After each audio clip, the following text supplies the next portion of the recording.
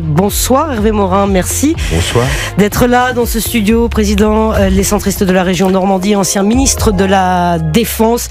Hervé Morin, merci d'être là. Les Paralympiques, juste un mot peut-être. On disait tout à l'heure avec Nathan Devers, avec Georges Fenech, que ça avait redonné du baume au cœur aux Français, que ça avait permis à la France de rayonner à l'international. Exactement. Ah ouais, c'était un très beau moment, magnifique moment. J'ai juste un sujet que je trouve qui n'est pas abordé quand on évoque les Jeux Olympiques. En effet, c'est un moment où, globalement, on sent bien que nos compatriotes ont plutôt envie d'avoir de l'enthousiasme, du bonheur, un destin collectif, etc. Mais il y a quand même quelque chose qu'on oublie toujours. Dans ce pays où on fait le lit de l'égalitarisme tous les matins, le wokisme, etc., où l'ambition est interdite, tous ces athlètes, quel est leur message? C'est le courage, la volonté, le travail, la détermination, la capacité à affronter les meilleurs. Et derrière, il y a aussi l'idée que la France, elle est capable aussi de s'affronter et d'affronter la mondialisation. C'est-à-dire la compétition mondiale, les Français, ils peuvent la gagner. Et avec le courage, la détermination, la volonté, dire que globalement, nos athlètes, à chaque fois qu'ils gagnaient une médaille, vous parlez de ce que représentait l'entraînement, de l'abnégation que ça a été, d'années entières avec cette obsession d'aller vers la victoire. Enfin, c'est quand même très très loin du discours qu'on entend souvent dans la société française. Et ça fait du bien. À propos de courage, de travail, si Michel Barnier vous appelle pour participer au gouvernement, vous dites quoi, Hervé Morin? Vous n'avez pas de chance. Pour ma part, c'est une affaire qui n'existe pas. Mais pourquoi? Est-ce que c'est votre dernier mot, Hervé Morin? Ah ouais, c'est mon dernier mot. Mais pourquoi? Mais parce que je suis président d'une région, c'est une magnifique responsabilité, et que si je suis, allez, je vais vous dire tout pour vous dire. J'aime beaucoup Michel Barnier avec qui j'étais au gouvernement. Je trouve que c'est un bon choix. Bon, j'aurais aimé que ce soit David Lisnard, mais c'est Michel Barnier, tout va bien. Bon, mais moi je ne m'imagine pas quitter ma région autrement que après une élection présidentielle, avec un président de la République pour lequel j'ai de l'admiration, pour lequel j'ai fait campagne électorale et avec lequel j'ai envie de tenter de transformer, moderniser le pays. Là, on a affaire à un gouvernement qui va être un gouvernement de transition, qui est là simplement pour nous éviter le chaos politique, la crise financière. Hervé Morin, en substance, vous dites, en gros, j'ai pas trop envie de me griller. C'est ça? Non, ça, 60 balais, c'est pas le débat. Mais vous dites, là, on n'a pas les mêmes risques qu'il y a 40 ans. Non, mais Hervé Morin, si on vous appelle, si la France a besoin de vous, vous dites non, moi je veux pas y aller, de toute manière, ça va pas fonctionner. Je fais un boulot gigantesque dans ma région, qui connaît un nouvel essor économique, des tas de projets d'industrialisation, une centrale nucléaire avec l'EPR, où derrière il y a des enjeux de formation. On va doubler le nombre d'ingénieurs formés en Normandie parce que on a bâti ce programme et ce projet. On installe l'enseignement supérieur massivement dans la région parce que c'est stratégique pour son développement à long terme. Bon, et Matignon, non. Le gouvernement, non. Donc le gouvernement, non. Voilà. Juste un mot, parce que j'étais député quand Hervé Morin était ministre. Il l'a été. Ministre de la Défense. Exactement. Donc il a déjà donné de sa personne pour justement, il a l'expérience et l'expertise. Non, mais j'ai pas le fantasme. Voilà. Donc il a déjà beaucoup donné. C'est ça que je veux dire. Mais en revanche, ce que j'espère, et pour tout vous dire, ce que j'ai pu déjà évoquer, avec le Premier ministre, c'est que moi j'espère qu'il va nommer des gens d'expérience qui ont pris des baffes, qui ont des bosses, des cabosses, qui savent ce qu'est la France, les Français dont l'horizon n'a pas été simplement le 6e et le 7e arrondissement. Moi, j'ai envie. C'est vous, Hervé Morin. Oui, mais vous êtes en train de vous décrire. Non, d'accord, mais moi, je peux d'autant plus le dire que ça ne me concerne pas. Mais vous savez, j'ai été jeune collaborateur en 93 d'un autre ministre de la Défense qui s'appelait François Léotard. Je peux vous dire que le gouvernement d'Édouard Balladur, c'était des personnes, des responsables politiques de premier plan, qui connaissaient la France, qui avaient exercé des responsabilités locales, nationales. Il y avait Simone Veil-Charles Pasqua, Gérard Longuet, Pierre Méignery, chacun, Pandreau. Bon, c'est ça qu'il nous faut, parce que franchement, la maladie du jeunisme, c'est insupportable. Insupportable. Vous voulez des ministres d'un certain âge, avec... Moi, je veux... Quel profil? Le profil, l'homme ou la femme qui a été parlementaire, qui a exercé de grandes responsabilités locales, qui s'est frotté au suffrage universel à plusieurs reprises, et qui donc sait parfaitement ce qu'est le tissu de la société française, capable de gérer une crise, capable de porter un message politique. Parce que quand on a un gouvernement friable, comme celui de Michel Barnier, il faut des responsables ministériels qui soient forts et solides. Voilà. Hervé Morin. Non, vous n'êtes pas d'accord avec moi? Si, bah écoutez. Moi, je me posais une question en vous écoutant. C'est-à-dire, je vais faire le boulot, si vous voulez. Non, Nathan Devers. Une petite question que je me posais, c'était, j'entends tout à fait vos explications sur la conjoncture, sur le gouvernement friable, fragile, de transition, etc.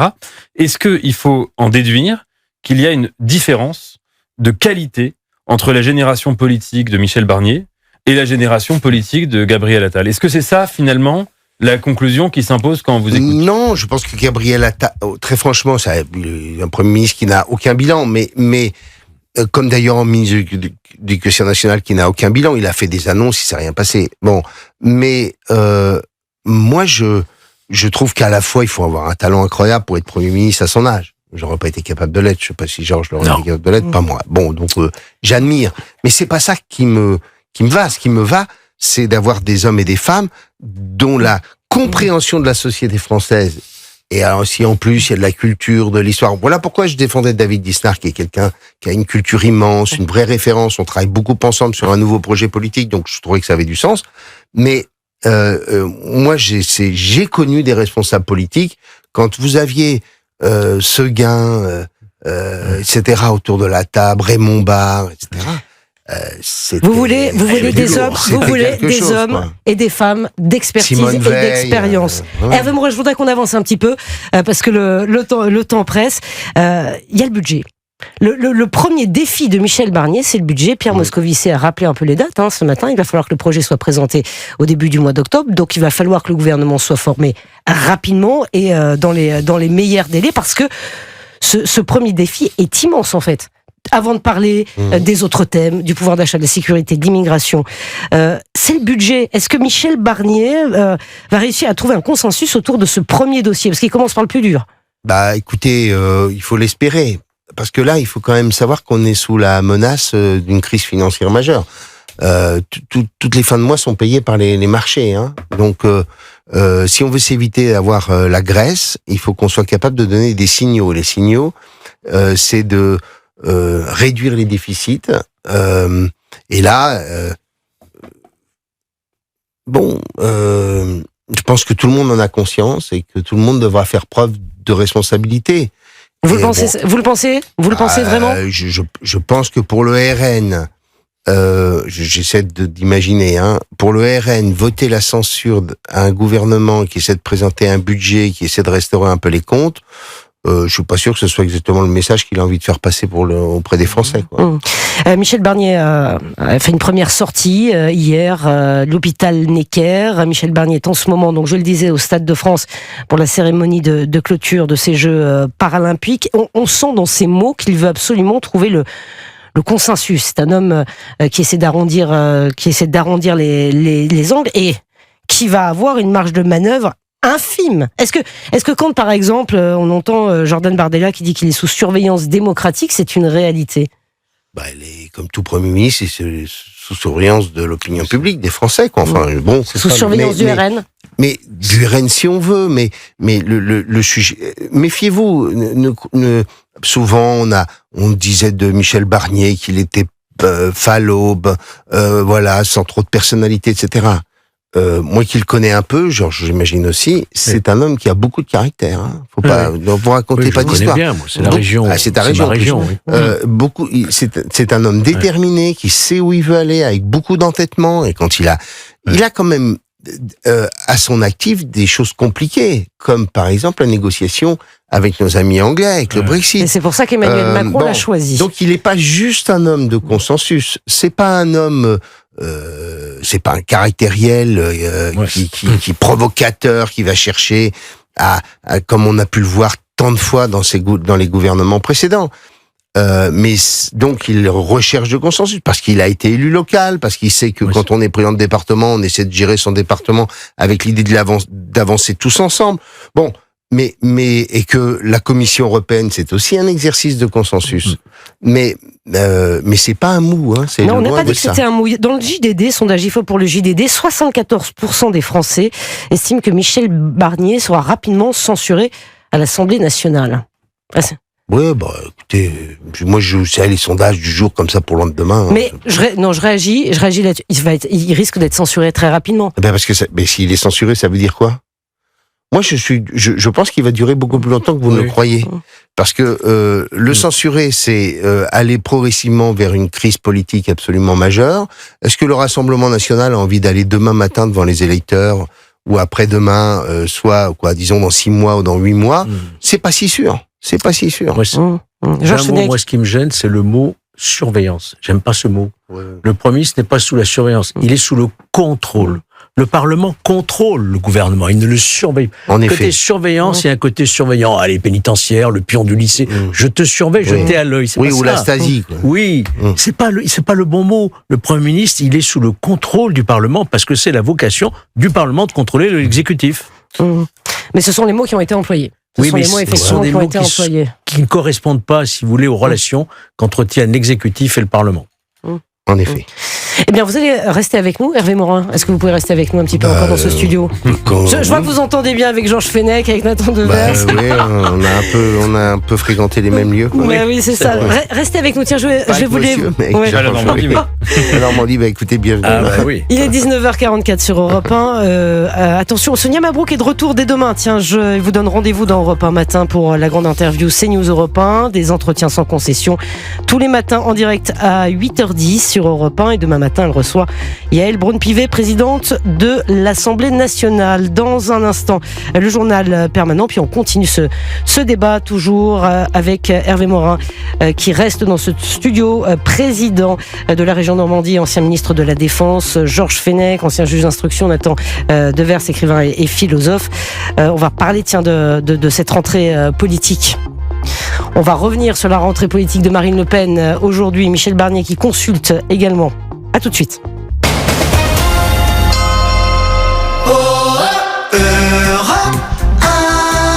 Écoutez Europe 1, c'est être libre. Écoutez, moi j'aime beaucoup Europe 1. Libre de s'informer. C'est incroyable ça. Libre de donner son avis. C'est un cri de ras-le-bol. Mais je suis offusquée, monsieur, de ce que j'entends. Libre de rire. Je suis tombé amoureux. De qui? D'Europe 1. Merci de me recevoir à l'antenne. Offrez-vous des moments pour vous. Libre de se divertir. Si on ne peut pas dormir, il faut écouter la radio. La grande famille Europe 1 vous retrouve pour une nouvelle saison. Soyez vraiment attentifs l'un à l'autre. Libre. Libre. Comme Europe 1. Chers concitoyens, Akena fabrique tous ses produits en France pour une empreinte carbone réduite. Akena vous garantit qualité et durabilité. Votez pour l'avenir, achetez Akena. Je peux pas, je suis déjà reine. Akena, la reine des vérandas. Et des pergolas. La Fédération française de tennis organise des journées portes ouvertes. Venez découvrir gratuitement le tennis, le padel, le beach tennis ou encore le pickleball dans un club près de chez vous. Devenez la meilleure version de vous-même avec la FFT. Retrouvez les clubs participants sur fft.fr. À vous de jouer. Visio Confucius, tu vois, toi qui travailles à ton compte, la mutuelle de demain te permettra d'être indemnisé si t'es arrêté. Ok, ta mutuelle de demain m'aurait bien servi aujourd'hui en fait, parce que là, mes clients, ils comprennent rien à ce que je dis. Être obligé de travailler quand on est arrêté, c'est du passé. Avec Aesio Mutuelle, les professionnels bénéficient de garanties santé ou prévoyance adaptées à leur statut, comme l'indemnisation perte de revenus en cas d'arrêt de travail. Aesio Mutuelle, c'est ça la mutuelle d'aujourd'hui. Informations et conditions en agence ou sur aesio.fr. Europe 1, le journal permanent. Il est 19h46 sur Europe 1, l'essentiel de l'actualité, Brandon Warret. Les agents du service public sont le réceptacle de cette violence qui monte. Réaction du maire de Grenoble, Éric Piolle, après la mort d'un agent municipal tué par un automobiliste de 2 balles dans le thorax. Le fonctionnaire était intervenu suite à un accident de la route entre 2 véhicules. Il voulait qu'un automobiliste ne prenne pas la fuite. L'auteur des tirs est recherché activement activement par les enquêteurs une cellule psychologique ouverte demain dans la ville de Grenoble. En quête d'un gouvernement, les consultations se poursuivent à Matignon pour Michel Barnier. Édouard Philippe ce matin, François Bayrou cet après-midi. Le chef du gouvernement a rappelé dans un entretien au journal du dimanche le mot d'ordre de son action, le respect. J'écouterai tout le monde, j'entends incarner un espoir pour le pays, ajoute-t-il. De son côté, Marine Le Pen a fait sa rentrée à Hénin-Beaumont. Elle compte fixer des lignes rouges au nouveau gouvernement Barnier. Si les Français devaient être à nouveau malmenés, nous n'hésiterons pas à le censurer. Au moins 4 morts et 14 disparus dans le sud du Maroc après des pluies torrentielles et des inondations, un phénomène climatique exceptionnel sur des régions frappées par la sécheresse depuis au moins 6 ans. Les crues ont touché également l'Algérie voisine dans des zones désertiques. Une personne est morte, une autre portée disparue. 94,65% des suffrages exprimés, sans surprise. Abdelmadjid Tebboune, réélu président d'Algérie haut la main. À 78 ans, il est en route pour un second mandat, un scrutin marqué par une forte abstention, plus de 50%.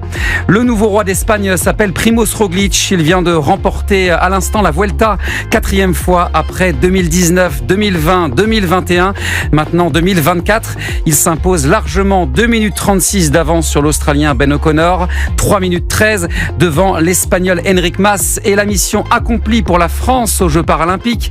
Une 8e place définitive au classement, 75 médailles, 19 en or, 24 en argent, 24 en bronze. La parenthèse enchantée se termine ce soir avec la cérémonie de clôture dans un stade de France transformé en piste de danse géante, avec la présence du Premier ministre Michel Barnier qui vient d'arriver il y a quelques minutes. 24 DJ français vont se succéder: Jean-Michel Jarre, Kavinsky, Martin Solveig, Kungs, Offenbach, The Avener. Vous allez danser sur quel DJ, vous, Pascal? Je sais pas, je les aime bien tous. Franchement, moi je salue. Mais non, mais je crois que la France rayonne à travers le monde, en tout cas en musique électro. Je sais pas si c'est exactement le bon terme approprié, mais je sais qu'on rayonne. Et ça aussi, c'est un joli cocorico en référence à ce qu'on disait tout à l'heure. Vraiment, ces Jeux Olympiques, ça a porté haut les couleurs de la France. Merci beaucoup, Brandon.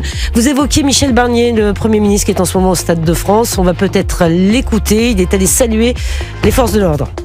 Je ne crois pas que ce soit là par défaut. C'est pas le sentiment que je ressens en écoutant les réactions à ma nomination. J'étais prêt à servir, je vais toujours être prêt à servir. Donc voilà. Et vous savez, je suis dans un moment où je ressens la détermination, mais en même temps le devoir d'humilité. Devoir d'humilité, j'étais prêt à servir. Nathan Devers. Oui, mais le problème, c'est que on est dans une situation où, si on revient aux élections législatives, on en reparlera jusqu'à juin prochain au moins, il n'y a pas de message clair concernant un mandat que les Français donneraient à une force politique pour diriger le pays, gouverner le pays, faire des réformes, etc., etc. À partir de là, Michel Barnier, moi, ce que j'ai retenu de lui, c'est notamment quand il est arrivé à Matignon, la première phrase qu'il a dite, en improvisant, parce qu'il ne lisait pas un papier, il réagissait aux propos de Gabriel Attal, c'est qu'il n'était pas sectaire et qu'il entendait mener une politique consistant à chercher les bonnes idées où qu'elles fussent. Et il me semblait que ça va dans la bonne direction. Ensuite, là où il y a une forme d'inquiétude, mais qui ne relève pas de la personne de Michel Barnier, mais d'une situation, c'est que le seul message un peu clair qu'on peut tirer des élections législatives, c'est que les Français ne veulent pas du RN. Ils l'ont dit mieux que les sondages. Les sondages imaginaient M. Bardella à Matignon. Et à 18h, 19h, quand on a commencé à comprendre que le Front républicain avait tellement bien marché que le RN n'avait non seulement pas de majorité absolue, mais même pas de majorité relative et rien du tout, c'était la surprise générale. Ça, c'était un message clair. Et si en effet, il y a aujourd'hui un gouvernement, ou aujourd'hui et demain, un gouvernement dont le centre de gravité est en fait le Rassemblement national, et bien évidemment que ça va à l'encontre de la volonté politique d'une partie importante du corps électoral, et majoritaire en l'occurrence du corps électoral. Mais ça, c'est pas contre Michel Barnier que je le dis, c'est contre le choix de mettre quelqu'un qui a été approuvé. Alors c'est très intéressant ce que vous dites. Je vais vous passer la parole, Georges Fenech, si vous le permettez. On recevra tout à l'heure Jules Torres, qui signe un papier, une exclusivité dans le JDD ce matin, et très intéressant, qui raconte les coulisses effectivement du deal secret qui a été passé entre Emmanuel Macron et Marine Le Pen pour la nomination de Michel Barnier à Matignon. C'est-à-dire que Marine Le Pen a fait un blocus total sur Xavier Bertrand. Elle a dit non, il en est hors de question, on n'arrivera jamais à s'entendre. Michel Barnier, pourquoi pas, ça va le faire, il sera sous surveillance. Georges Fenech. Encore sous surveillance. Bon, écoutez, moi ce que je constate, c'est ce qui me paraît le plus important, c'est que Michel Barnier a les encouragements et le soutien d'Hervé Morin, d'Édouard Philippe, de Laurent Wauquiez et de Bayrou et Attal. Comment François Bayrou préférait Bernard Cazeneuve. Non, mais il a le soutien je dirais, de tous les chefs des partis qui composent ce qu'on appelle le bloc central. Qu'est-ce qu'ils attendent? Moi, c'est ce que je pense. Si je suis de ce bloc-là, je pourrais espérer, pour créer une sorte d'intergroupe, pour constituer ce front du bloc central et permettre effectivement une discussion tout en gardant chacun sa personnalité. Il ne s'agit pas de refaire le en même temps. Hein. Il s'agit de pouvoir travailler dans cette période extrêmement difficile pour le Premier ministre, qui n'a pas à sa main effectivement une majorité comme dans une cohabitation classique, mais lui permettre d'avoir un dialogue parlementaire qui lui permette de faire passer les textes les plus importants, en attendant que plus tard, il y aura d'autres échéances. Mais c'est une proposition, vous qui êtes président centriste de la région Normandie, Hervé Morin, est-ce que la proposition, l'idée de Georges Fenech est une idée qui est Il y aura applicable? nécessairement un dialogue. Je voulais juste réagir. Il y a quand même globalement dans le pays un certain nombre de messages qui ont été passés durant ces élections législatives. Alors en effet, c'est pas aussi clair que ça aurait pu l'être, mais le premier, c'est que le pays n'a jamais été aussi à droite. Hein. Quand même, pas se raconter d'histoire. Bon, le deuxième, c'est que il y a des sujets qui font totalement consensus, tant à droite qu'à gauche. L'ordre, la sécurité, la lutte contre l'immigration irrégulière, tous ces sujets-là, il y a, vous y retrouvez 75 à 80% des Français. Et d'ailleurs, on peut même imaginer que dans un contexte comme celui-ci, que Michel Barnier puisse proposer au président de la République, par exemple, 1 ou 2 référendums sur des sujets sur lesquels, comme sur l'immigration, qui pourraient permettre aux Français de s'exprimer sur un sujet et de lever les blocages qui sont à la fois judiciaires, ou tout du moins juridiques et juridictionnels sur un certain nombre de sujets, ou ceux de l'extrême gauche qui s'opposent à cela. Donc, il y a quand même eu des messages. Et puis, il y a quand même un RN qui a fait, 11 millions de voix. Faut pas l'oublier, quand même, hein, bien sûr. 11 millions de voix. Nathan Devers. Sur la question des référendums, je suis tout à fait d'accord avec vous. Il me semble d'ailleurs que la mission principale, demain, du Premier ministre actuel et peut-être des autres plus tard, ça va être de remonter le niveau du débat démocratique, du débat public, qui était tombé vraiment extrêmement bas sur les dernières années et surtout les derniers mois. Et il est vrai que le référendum a une vertu, c'est que ça permet de voter pour des idées, pas tellement pour des gens. On vote sur des visions des choses et la campagne se fait avec obligatoirement une forme d'affrontement idéologique et pas d'affrontement de courtisans d'un côté ou de l'autre. Moi, ce que je note aussi quand même, c'est que Michel Barnier est dans une volonté d'ouverture. Je l'ai entendu dire il n'excluait pas d'avoir des gens de gauche et d'avoir un autre modèle de fiscalité, d'avoir plus de justice sociale, de taxer un peu plus certains types de personnes. Ça pourrait parler à gauche. La situation que je dénonçais, où le RN se retrouve à être centre de gravité, je n'accuse pas Emmanuel Macron, je n'accuse pas Michel Barnier, je n'accuse même pas Marine Le Pen. J'accuse essentiellement les gens du NFP qui, en faisant une pétition de principe de dire nous ne voulons pas rentrer dans cette affaire, alors que Michel Barnier n'a cessé de lancer des signes d'ouverture, et nous voulons rester cramponnés à notre absolutisme absurde de dire à 20h05 au soir du deuxième tour, le programme, rien que le programme, tout le programme, en fait finalement, font de leurs pires ennemis, à savoir de l'extrême droite, le centre de gravité de la vie politique. Et ça, c'est une contradiction massive. Hervé Morin, sur 19h55. Juste un point, c'est qu'en fait, si Bernard Cazeneuve n'est pas Premier ministre, c'est parce que c'est eux qui ne l'ont pas voulu. La logique eût été, dans un modèle comme celui-ci, c'est que tout le champ, grosso modo, des modérés de gauche et de droite soit ensemble, et ne soit ni sous la menace du Rassemblement national au titre d'une censure, ni sous la menace de LFI. Le PS avait enfin trouvé le début d'une résurrection à travers Glucksmann.